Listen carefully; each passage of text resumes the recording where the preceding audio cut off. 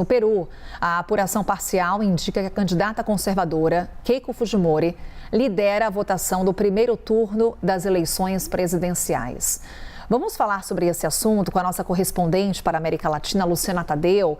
Luciana, a gente fala em apuração parcial porque as autoridades estenderam a votação para essa segunda-feira, depois que falhas impediram que milhares de eleitores fossem às urnas.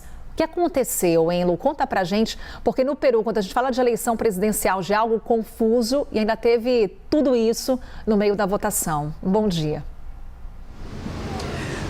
Pois é, Carol, bom dia para você, para todos que nos acompanham. Um processo muito tumultuado, numas eleições já bastante curiosas, com um recorde de candidatos à presidência. São 35 candidatos concorrendo e não chegou material eleitoral em alguns dos centros. E isso fez com que algumas mesas eleitorais não abrissem. Foram mais de 200 mesas nas quais os eleitores não conseguiram votar. São 63 mil pessoas afetadas que não conseguiram exercer o seu direito ao voto e, por isso, o órgão eleitoral do Peru determinou que hoje a votação vai continuar nesses centros de votação. São centros de votação na região metropolitana de Lima e também centros eleitorais nos Estados Unidos, onde os eleitores não conseguiram votar. Isso, claro, gerou protestos por parte dos próprios candidatos. Um deles chegou a alegar, inclusive, fraude eleitoral. Mas, apesar disso, a apuração dos resultados continua acontecendo e está sendo divulgada pelo órgão eleitoral. E agora, com pouco mais de 50% das urnas apuradas, Keiko Fujimori, que é uma das figuras públicas mais conhecidas do Peru, lidera essa apuração com cerca de 17% dos votos que ainda estão sendo apurados. Rafael Lopes Aliaga, um político da extrema-direita peruana, que foi prefeito de Lima, é do Partido Renovação Popular, aparece em segundo lugar nessa apuração, com quase 15% dos votos. Em terceiro lugar, com 13% dos votos, aparece Jorge Nieto Montesinos, um político de centro-esquerda que foi ministro da Cultura e da Defesa do ex-presidente peruano Pedro Pablo Kuczynski. Lembrando, Pedro Pablo Kuczynski, que foi acusado de corrupção, inclusive acusações vinculadas à empreiteira Odebrecht e ameaçado de um processo de impeachment, acabou renunciando ao cargo. Então, esses são os três primeiros colocados, porém a gente vê, esses votos muito perto, essas porcentagens muito próximas uma das outras. Keiko com 17, Aliaga com 15, Jorge Neto com 13. A gente está falando de pouco mais de 50% das urnas apuradas, então ainda é um cenário muito indefinido, porém o que as pesquisas eleitorais todas indicavam é que esse pleito vai ser resolvido num segundo turno. Pleito, inclusive, que é importante a gente lembrar, acontece em meio a uma crise política que já dura 10 anos no Peru.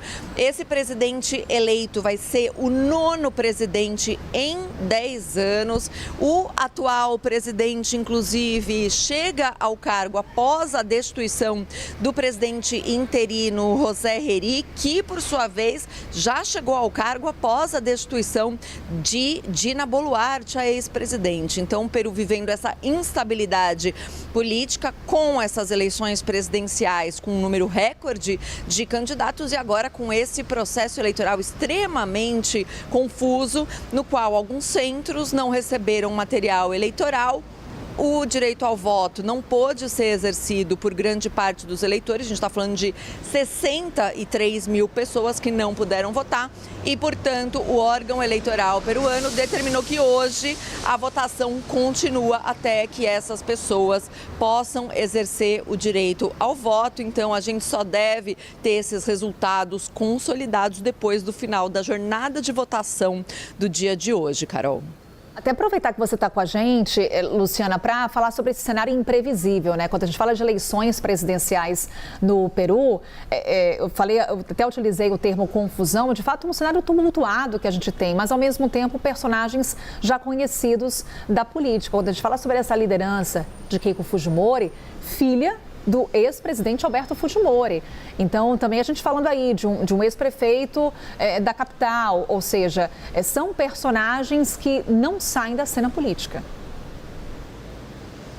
Exatamente, Carol. Olha, Keiko Fujimori é uma das figuras públicas mais conhecidas do Peru. Ela chegou, inclusive, a desempenhar o cargo de primeira-dama do pai, quando o pai se divorciou da mãe, Alberto Fujimori, o ex-ditador do Peru. E essa é a quarta vez que ela tenta chegar à presidência, agora liderando a apuração, porém numa quarta tentativa, está realmente insistindo, mostra uma determinação aí de assumir o poder executivo do Peru. E, por sua vez, Aliaga, que, como a gente estava mencionando, é ex-prefeito de Lima, ele está na sua segunda tentativa de chegar ao poder, e o Montesinos, que aparece como terceiro colocado na apuração dos votos, é ex-ministro da Cultura e da Defesa, ou seja, a gente não está falando de uma eleição de outsiders, apesar dessa grande quantidade de candidatos que, inclusive, analistas políticos apontam que esse grande